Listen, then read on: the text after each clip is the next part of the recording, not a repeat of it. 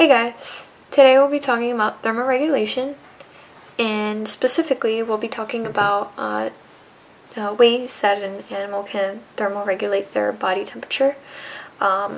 Specifically, we'll be talking about endotherms and exotherms, but one way an animal can thermoregulate its temperature is through shivering.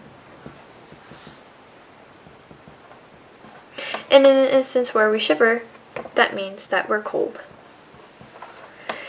Another way to thermoregulate is by sweating.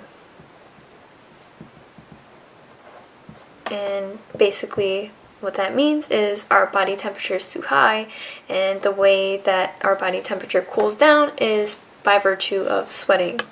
So hot. And so we can see this as an example of mammals. Mammals shiver when they're cold, example us, human beings, and we sweat when we're hot.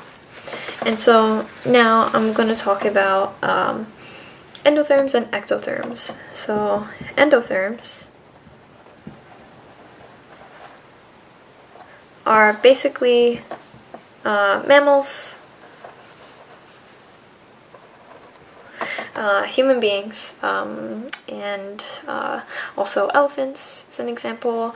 Your dog, a cat, is an example of an endotherm. And an endotherm is any organism that has a regulated metabolism rate, has high enzymatic activity to have optimal performance. So that means that we need to constantly be eating all the time.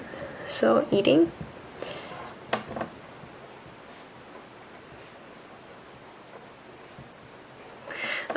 And that is because we need to maintain metabolism rate in order for us to expend energy at a much higher cost. So, for example, if we're exercising, we need to make sure we have the proper calorie intake so that we're not expending too much energy, we're not expending too much calorie without not having any at all.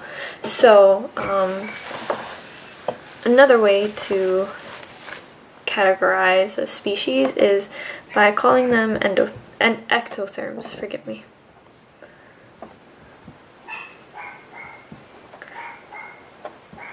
And what an ectotherm is any animal that regulates their body temperature from an outside source. So lizards are prime examples of this. And so a way that species could receive heat, and which I'll note, heat is a form of energy, and temperature is a measure of that energy, or that heat per se. A way that an organism could receive heat is by virtue of conduction. And what conduction is a transfer of heat between objects in contact. So, for example, conduction would be a lizard, an ectotherm in that case, in which I explained, who has cold blood. He has to receive heat from an outside source. So if it's a sunny day and there's a rock out, the lizard is going to have conduction of heat by putting his body on top of the rock and receiving that transfer of heat. And another way that an organism could potentially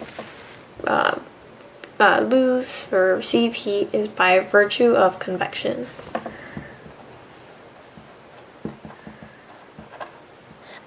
And that is the transfer of heat by mass motion of a fluid.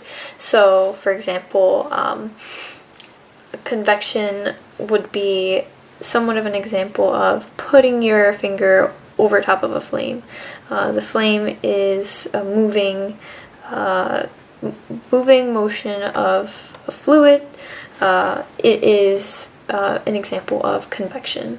I hope you found this video insightful. Thank you for watching.